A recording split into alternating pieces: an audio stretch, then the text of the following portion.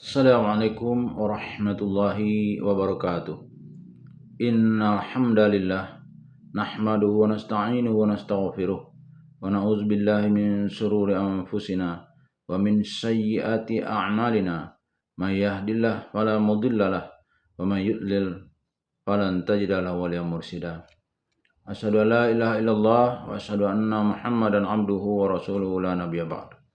Allahumma fassalli wa sallim ala hadzal nabiyil karim Muhammadin sallallahu alaihi wasallam wa ala alihi wa ashabihi ajma'in. Bapak-bapak, ibu-ibu yang saya hormati serta generasi muda yang saya sayangi, baiklah, pada kesempatan yang berbahagia ini kita akan melanjutkan membaca buku Tafsir Al-Azhar yang disusun oleh Profesor Dr. Hamka. A'udzu billahi minasy syaithanir rajim. Bismillahirrahmanirrahim. Ya ayyuhan nasu a'budu rabbakumul ladzi khalaqakum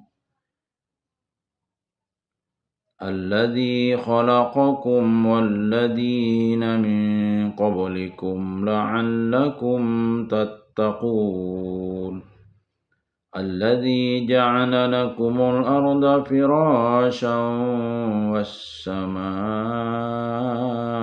بناء وأنزل من السماء ماء فأخرج به من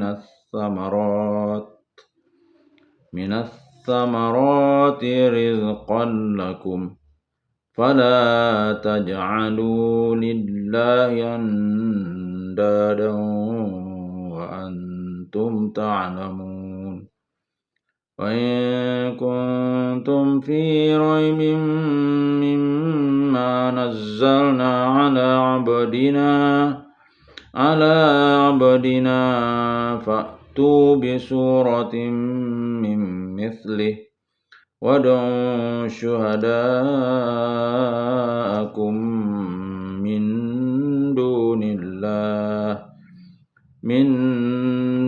الله إن كنتم صادقين فإن لم تفعلوا ولن تفعلوا فاتقوا النار التي وقودها الناس والحجارة وأعدت للكافرين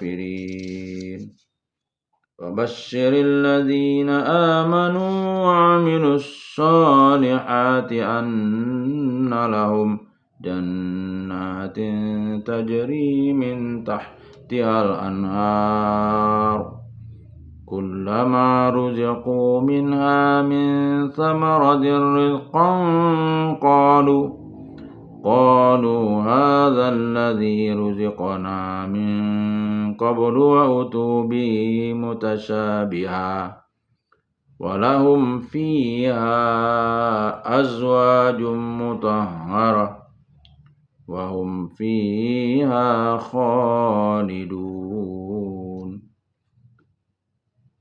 Ayat 21. Wahai manusia, sembahlah olehmu akan Tuhanmu yang telah menciptakan kamu dan orang-orang yang sebelum kamu supaya kamu terpelihara.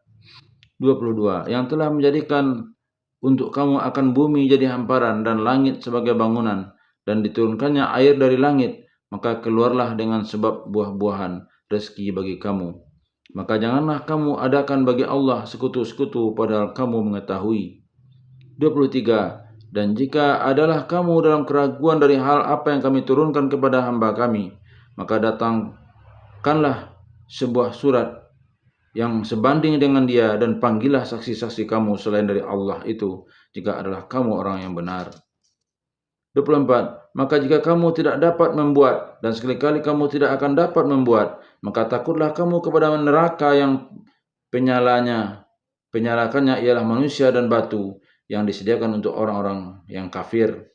25. Dan gembirakanlah orang-orang yang beriman dan beramal soleh, bahwasanya untuk mereka adalah surga-surga yang mengalir di bawahnya sungai-sungai.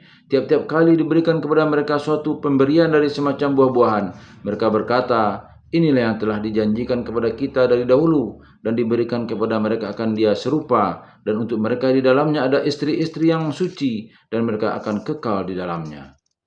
Martabat dan tingkat yang dapat dicapai oleh orang yang beriman karena menerima petunjuk Tuhan sudah diterangkan. Sebab orang-orang menjadi kafir pun sudah dijelaskan. Orang-orang yang pecah rohani dengan jasmaninya sehingga menjadi munafik pun sudah. Manusia yang mempergunakan akalnya sudahlah dapat mengerti jalan mana yang akan dia tempuh, jalan selamat atau jalan celaka. Sekarang dihentikan itu dahulu dan disuruhlah manusia supaya dengan pikiran yang tenang memikirkan hubungannya dengan Tuhan.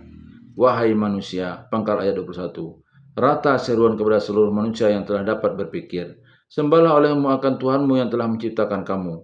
Dari tidak ada kamu telah diadakan dan hidup di atas bumi, dan orang-orang sebelum kamu. Artinya datang ke dunia mendapat sawah dan ladang, rumah tangga dan pusaka yang lain dari nenek moyang, sehingga yang datang kemudian hanya melanjutkan apa yang dicencang dan dilatih oleh orang tua-tua. Maka orang tua-tua yang telah meninggalkan pusaka itu pun Allah jualah menciptakan mereka. Disuruh mengingat itu supaya kamu terpelihara. Ujung ayat 21. Disuruh kamu mengingat itu agar insaf akan kedudukanmu dalam bumi ini. Dengan mengingat diri dan mengingat kejadian nenek moyang bersambung ingatan yang sekarang dengan zaman lampau, supaya kelak diwariskan lagi kepada anak cucu, yaitu sebagai selalu terpelihara atau memelihara diri dan kemanusiaan, jangan jatuh martabat jadi binatang, yaitu dengan jalan beribadat, berbakti dan menyembah kepada Tuhan, mensyukuri nikmat yang telah dilimpahkannya. Pikirkanlah olehmu hai manusia akan Tuhanmu itu, yang telah menjadikan untuk kamu akan bumi jadi hamparan. Pangkal ayat 22. Terbentang luas sehingga kamu bisa hidup makmur di atas hamparannya itu, dan langit sebagai bangunan yang dapat dirasakan melihat awannya yang bergerak di waktu siang dan bintangnya yang gemerlap di waktu malam dan mataharinya yang memberikan sinar dan bulannya yang gemilang cahaya. Dan diturunkannya air dari langit, dari atas, maka keluarlah dengan sebab buah-buahan rezeki bagi kamu. Maka pandanglah dan renungkanlah itu semuanya, sejak dari buminya sampai kepada langitnya, sampai kepada turunnya air hujan menyuburkan bumi itu. Teratur turunnya hujan menyebabkan suburnya apa yang ditanam, kebun subur, sawah menjadi, dan hasil tanaman setiap tahun dapatlah diambil buat dimakan. Pikirkanlah dan renungkanlah itu semuanya. Niscaya hati sanubari akan merasa bahwa tidak ada orang lain yang sekasih sesayang itu kepadamu, dan tidak ada pula kekuasaan lain yang sanggup berbuat begitu, menyediakan tempat diam bagimu, menyediakan air dan menumpahkan bahan makanan yang boleh dikatakan tidak membayar, sehingga jika terlambat hujan turun dari jangka yang terbiasa, tidak ada kekuatan lain yang sanggup mencepatkan datangnya. Maka janganlah kamu adakan bagi Allah sekutu-sekutu padahal kamu mengetahui. Ujung ayat 22. Tentu kalau telah kamu pakai pikiranmu itu, mengetahuilah kamu bahwa yang maha kuasa hanyalah Dia sendirinya. Yang menyediakan bumi buat kamu hanya Dia sendirinya. Yang menurunkan hujan, menumbuhkan dan menghasilkan buah-buahan untuk makanmu hanya Dia sendirinya. Sebab itu tidaklah pantas kamu buatkan untuk Dia sekutu yang lain, padahal kamu sendiri merasa bahwa tidak ada yang lain itu berkuasa, yang lain itu cumalah kamu bikin-bikin saja. Ayat ini akan diikuti lagi oleh banyak ayat yang lain yang nadanya menyeru dan membangkitkan perhatian manusia terhadap alam yang berada di sekelilingnya. Ayat ini telah menunjukkan kehidupan kita di atas bumi yang subur ini, menyambung keturunan dari nenek moyang kita. Dikatakan di sini bahwa bumi adalah hamparan, artinya disediakan dan dikembangkan laksana mengembangkan permadani dengan serba-serbi keseluruhannya. Dan di atas kita terbentanglah langit Lazwardi, laksana satu bangunan besar. Di atas langit itu terdapat matahari, bulan dan bintang, dan awan gumawan dan angin yang berhembus sejuk. Lalu diterangkan pula bahwa kesuburan bumi adalah karena turunnya hujan dari langit, artinya dari atas. Ayat ini menyuruh kita berpikir dan merenungkan, diikuti dengan merasakan, bukanlah kemakmuran hidup kita sangat bergantung kepada pertalian langit dengan bumi lantaran hujan? Adanya gunung-gunung dan kayu-kayuan menghambat air hujan itu jangan tumpah percuma saja ke laut, tetapi bertahan-tahan dan menimbulkan sungai-sungai. Setengahnya terpendam ke bawah bumi menjadi persediaan air, pertalian langit dengan bumi.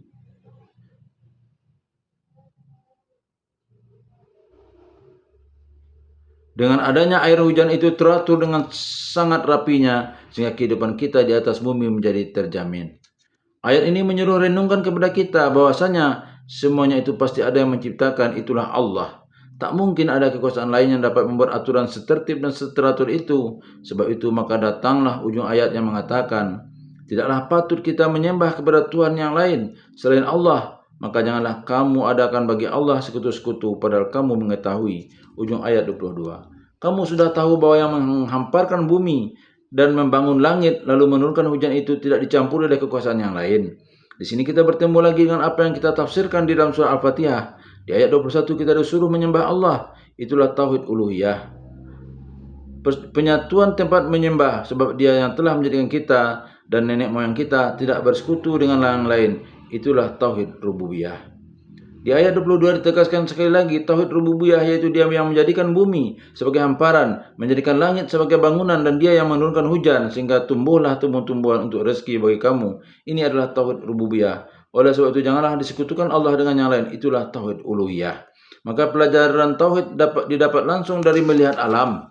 Dan jika kamu dalam keraguan dari hal yang apa yang telah kami turunkan kepada hamba kami, pangkal ayat 23. Hamba kami yang Allah maksudkan ialah Nabi kita Muhammad SAW, satu ucapan kehormatan tertinggi dan pembelaan atas diri beliau, dan yang kami turunkan itu adalah Al-Quran. Di ayat kedua permulaan sekali Tuhan telah menyatakan bahwa Alkitab itu tidak ada lagi keraguan padanya, petunjuk bagi orang bertakwa. Tetapi sudah terbayang selanjutnya bahwa masih ada manusia yang ragu-ragu, yang menyebabkan mereka menjadi munafik, sehingga ada yang mulanya menyatakan percaya tetapi hatinya tetap ragu-ragu.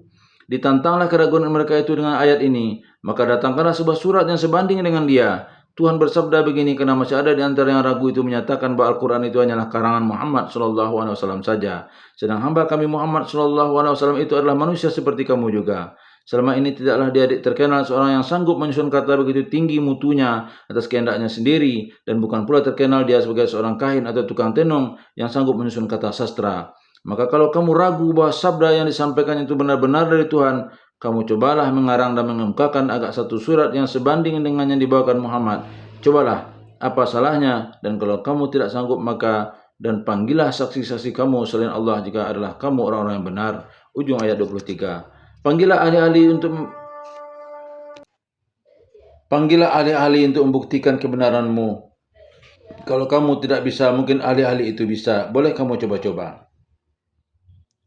Ayat yang begini dalam bahasa Arab namanya tahaddi, yaitu tantangan. Di zaman Mekah ataupun di zaman Madinah, bukan sedikit ahli-ahli syair dan ada pula kahin atau tukang mantra yang dapat mengeluarkan kata tersusun. Namun tidak ada satupun yang dapat menandingi Al-Quran. Bahkan sampai kepada zaman kita ini pun bangsa Arab tetap mempunyai pujangga-pujangga besar. Mereka pun tidak sanggup membanding dan mengadakan tandingan dari Al-Quran, sehingga dipindahkan ke dalam kata lain, meskipun dalam bahasa Arab sendiri, untuk menyamai pengaruh ungkapan-ungkapan wahyu tidaklah bisa, apatah lagi akan mengatasi. Dr. Taha Hussein, pujangga Arab yang terkenal dan diakui kesarjanaannya dan diberi gelar Dr.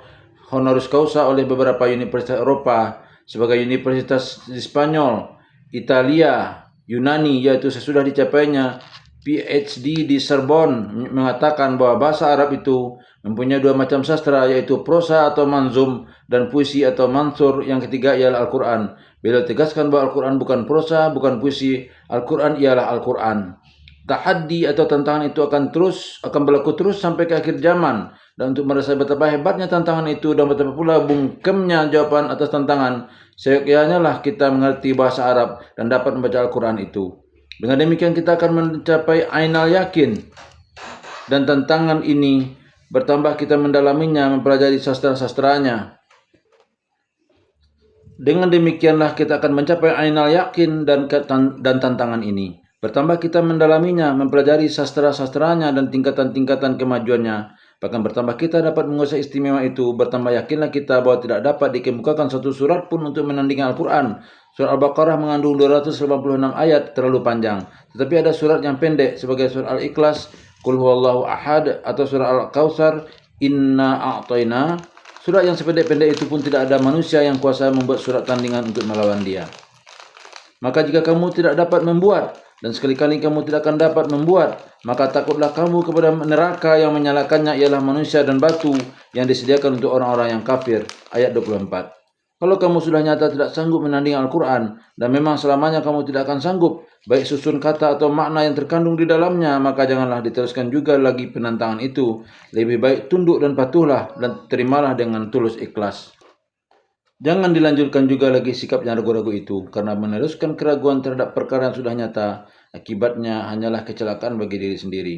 Jika kebenaran telah diakui oleh hati masih juga ditolak, artinya ialah memilih jalan yang lain yang membawa kesesatan. Kalau dipilih jalan sesat, tentu nerakalah ujungnya yang terakhir. Neraka yang apinya dinyalakan dengan manusia, dihukum dimasukkan ke dalamnya bercampur dengan batu-batu. Perhatikan alun gelombang wahyu itu baik-baik. Ancaman bukanlah datang dengan serta-merta begitu saja.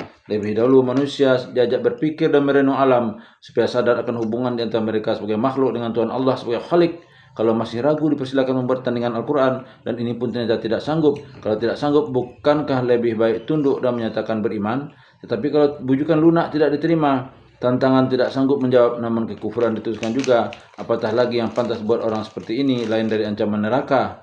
Manusia yang diancam akan menjadi penyalakan api neraka itu ialah yang keras kepala, sebagai pepatah orang kita. Kanji tak lalu, air pun tak lalu. Yang ini tidak, yang itu pun tidak. Tetapi menunjukkan yang mana ganti yang lebih baik pun tidak sanggup. Kemana lagi kalau bukan ke neraka? Tetapi yang patuh dan sadar diberi kabar gembira. Dan gembirakanlah orang-orang beriman dan beramal soleh, bahwa untuk mereka adalah surga-surga yang mengalir di bawahnya sungai-sungai. Pangkal ayat 25. Keras kepala nerakalah ancamannya, tetapi kepatuhan dijanjikan masuk surga. Sedangkan yang diajak buat kepatuhan itu ialah hal yang masuk akal dan hal untuk keselamatan hidup sendiri. Sedangkan yang diajak buat kepatuhan itu ialah hal yang masuk akal dan hal untuk keselamatan hidup sendiri di dunia ini, bukan memaksa yang tidak dapat dikerjakan. Tiap-tiap kali diberikan kepada mereka suatu pemberian dari semacam buah-buahan, mereka berkata, inilah yang telah dijanjikan kepada kita dari dahulu, dan diberikan kepada mereka akan dia serupa. Baik juga kita ketahui perlainan pendapat di antara ahli-ahli tafsir tentang mafhum ayat ini. Penafsiran Jalaluddin As-Sayuti membawakan arti demikian. Inilah yang telah dikaruniakan kepada kita di waktu dulu, dan diberikan kepada mereka serupa-serupa.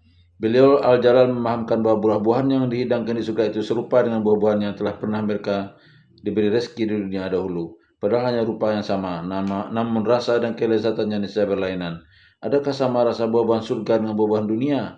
Adapun penafsir-penafsir yang lain memaknakan ayat itu, inilah yang telah dijanjikan kepada kita di waktu dahulu. Artinya, setelah mereka menerima buah-buahan itu, terkenallah mereka kembali.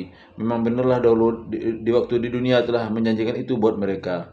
Di waktu di dunia Tuhan telah menjanjikan itu buat mereka, dan diberikan kepada mereka berbagai ragam, dan untuk mereka dalamnya ada istri-istri yang suci.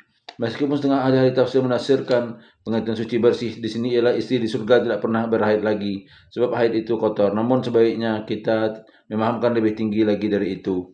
Sebab setiap kita yang berumah tangga di dunia ini mengalami bahwa betapapun bersih hatinya seorang istri, cantik rupanya, baik budinya istri di dunia kita ini, namun perangainya yang menyembuhkan pasti ada juga.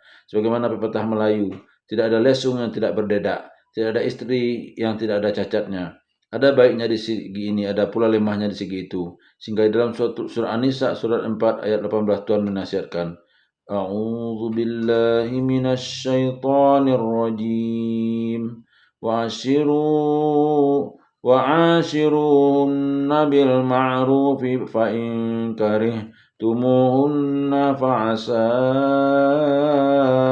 an takrahu syai'an wa yaj'alallahu fi khairan katsira. Dan pergaulilah mereka dengan cara yang baik, karena jikapun kamu tidak suka kepada mereka, mudah-mudahan sesudah kamu benci kepada sesuatu, Tuhan Allah akan menjadikan padanya kebaikan yang banyak. An-Nisa 18. Istri-istri di surga itu suci bersih dari cacat yang menyembuhkan itu, bukan sebagai istri dunia yang kadang-kadang memusingkan kepala. Baik istri surga anak bidadari yang dijanjikan atau istri sendiri yang akan dipertemukan Tuhan kembali dengan kita, karena sama-sama taat beriman dan beramal yang soleh, dan mereka akan kekal di dalamnya. Ujung ayat 25. Kekal di dalam surga itu tidak ada mati lagi. Akan selalu kita berjumpa ayat-ayat janji gembira dari Allah untuk hamba Allah yang diberi tempat di dalam surga kekal itu. Kepercayaan akan adanya surga dan neraka adalah termasuk dalam rangka iman, sehingga jika kita tidak percaya, kafirlah kita. Tetapi ada suatu hal yang sebenarnya tidak perlu dipertengkarkan karena membuang-buang waktu, yaitu pertikaian beberapa ulama tentang apakah surga itu telah ada sekarang itu atau nanti saja akan diadakan. Kalau sekarang memang sudah ada, apakah dia masih kosong? Mengapa seketika Rasulullah SAW Mi'raj, beliau melihat sahabatnya Bilal bin Rabah dalam surga, padahal ketika itu Bilal masih hidup? Hal begini semuanya sudah termasuk hal yang gaib, yang kita percaya menurut yang diwahyukan, dan tidak perlu kita tambah-tambah lagi dengan tafsiran-tafsiran lain yang akan memusingkan kepala kita sendiri. Demikian juga tentang kekal. Yang perlu kita perhatikan ialah syarat masuk surga yang telah diterangkan tadi, yaitu iman dan amal soleh. kepercayaan hati kepada Tuhan, lalu kepercayaan itu dibuktikan dengan amal perbuatan, sebab tidak mungkin terjadi pertikaian di antara iman dengan amal. Tidak mungkin hanya ada kepercayaan sedang gerak amal tidak ada, dan tidak mungkin pula ada gerak amal padahal tidak datang dari suruhan hati. Lantaran itu maka di antara iman dengan amal soleh dapat juga dirangkaikan kepada jalan pikiran kita tentang kebudayaan. Kata ahli, kalimat kebudayaan itu adalah gabungan dari dua kata, budi dan daya. Budi artinya cahaya yang timbul dari jiwa, daya ialah perbuatan yang timbul dari gerak anggota. Maka bolehlah kita katakan bahwa mukmin sejati itu adalah orang yang berkebudayaan tinggi. Sekarang tinggal lagi perhatian kita kepada usaha nenek moyang kita meresapkan iman ke dalam bahasa yang kita pakai. Dalam bahasa Arab, kalimat nar dan kalimat jannah keduanya punya dua arti. Nar dalam alam kenyataan ini mereka artikan api, tetapi dalam alam akhirat itu berarti neraka. Jannah dalam arti duniawi ialah taman indah, dan dalam pengertian akhirat artinya surga.